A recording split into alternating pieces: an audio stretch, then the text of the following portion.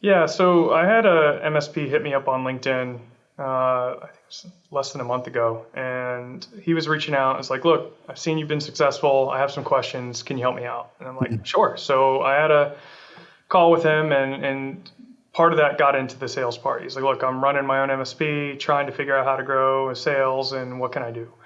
Um, and a lot of this of what I've told him was coming just through the same strategy and success that Robert's been able to present here. And a lot of it is there's emphasis, and again, my strategy or what worked for us may not work for everyone. So I'm not saying this is the key to win. Sure, sure, sure. I definitely think it's based on people, execution, right partners, and all those things. But Mhm.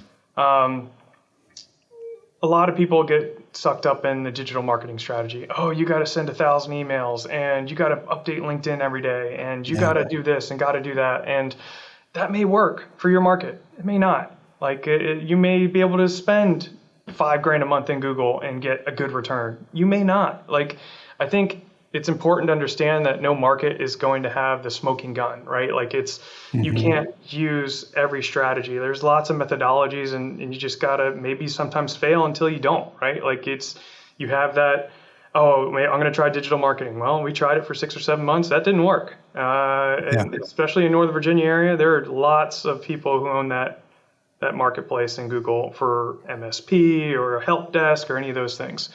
Um, so we couldn't go that route. We tried emailing and digital marketing, and that wasn't working. Didn't like a lot of the content. Found it was a lot to manage, but that could work. I mean, it really depends on the market. And where we found is working was actually what we were doing before COVID, but it didn't start working until recently. Was just going back and using the phones again.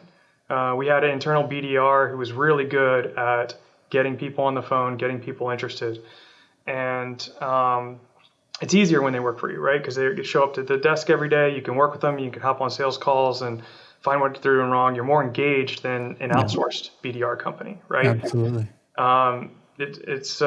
But with an outsourced BDR company, there are more opportunities. They're a little more affordable.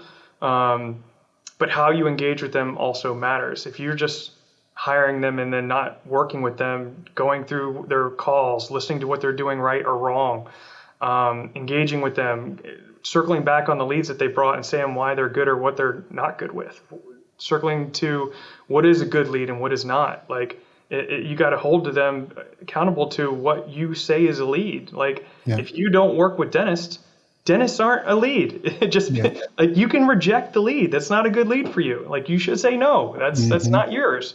Or if you're not good with finance, if you realize that a finance company is probably too high risk for you, don't accept it. And then they have to go get another one. So I think some of those things is making sure that when you partner up with like an outsourced BDR, even an internal one, is identifying what a lead is to you. And a lot of that comes to, okay, what is your target customer profile? We've all heard TCP before, and identifying what that is. And once you have that, the leads that you're getting should be applying to that. And if you just continue to accept leads that don't apply to that from outsourced BDR companies, you're not doing yourself a favor. You're just hoping that somebody that you're not good at selling to will buy from you. hmm And results like that won't work.